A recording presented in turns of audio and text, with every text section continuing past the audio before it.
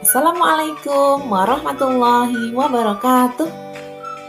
Pada kesempatan kali ini kita akan belajar bahasa Indonesia dengan materi tentang ringkasan.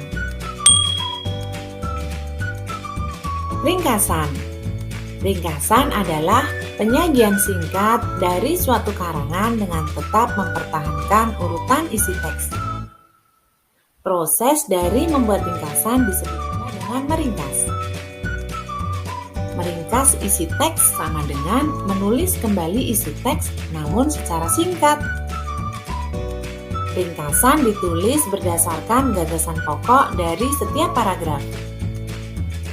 Nah, sebelum belajar tentang ringkasan, terlebih dahulu mari kita ingat kembali tentang gagasan pokok dan gagasan pendukung.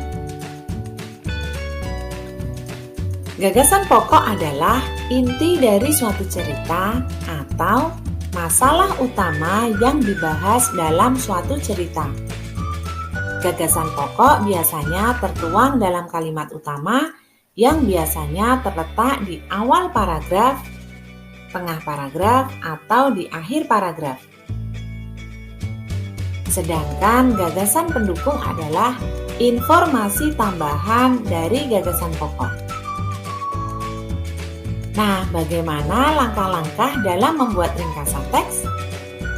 Yang pertama adalah baca teks dengan cermat dan teliti. Teks juga bisa dibaca berulang kali agar semakin paham akan isi bacaan. Yang kedua, catat gagasan pokok dari setiap paragraf. Dan yang ketiga, buatlah ringkasan berdasarkan gagasan pokok yang telah dibuat dari setiap paragraf dengan menggunakan bahasa sendiri atau menggunakan kalimat yang baru. Kemudian, hal-hal lain yang perlu diperhatikan dalam membuat ringkasan adalah boleh merubah bahasa tapi tidak merubah isi dari bacaan.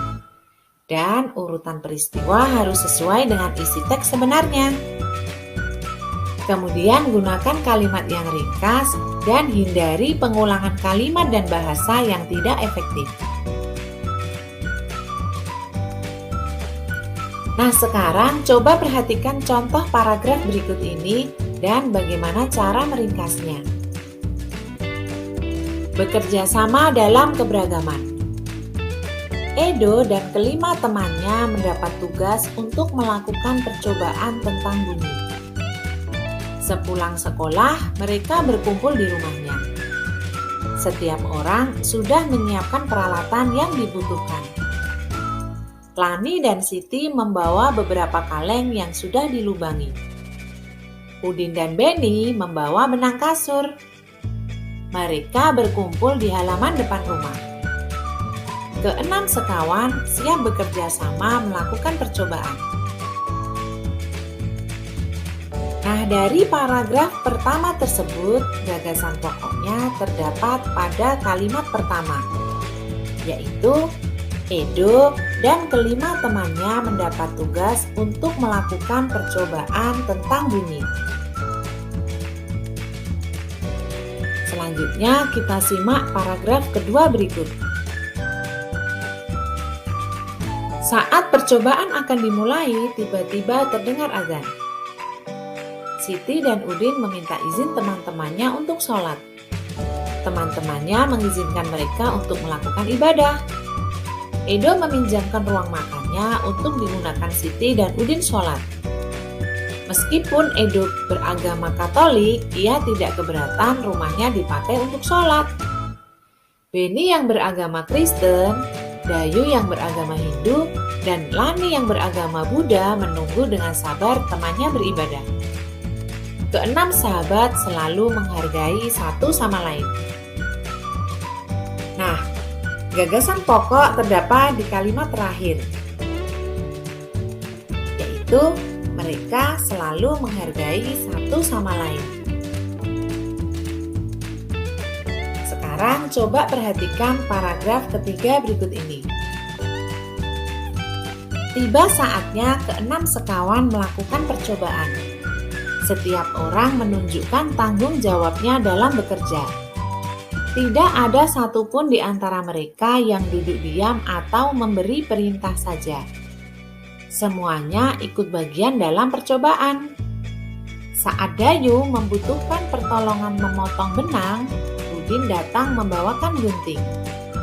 Saat Edo kesulitan menalikan benang di kaleng, Siti ikut membantu. Keenam sahabat bekerja sama dengan semangat. Mereka hidup rukun, saling membantu meskipun berbeda agama. Nah, gagasan pokoknya terdapat di kalimat terakhir, yaitu mereka hidup rukun dan saling membantu meskipun berbeda agama.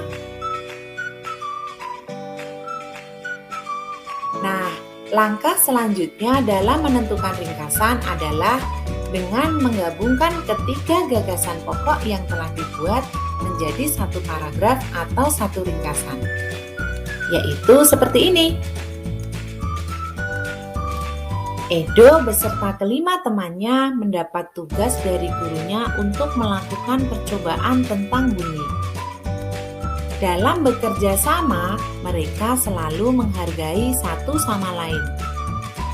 Selain itu, mereka hidup rukun dan saling membantu meskipun berbeda agama.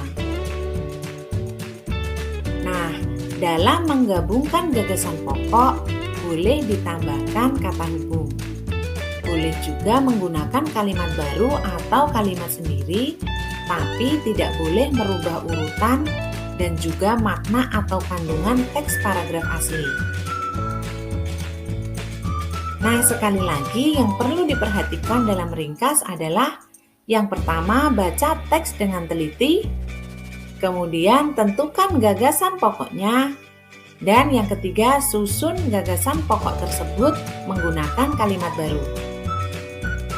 Nah, demikian materi tentang cara membuat ringkasan kali ini. Semoga bisa dipahami dengan baik. Sampai bertemu di pembelajaran selanjutnya.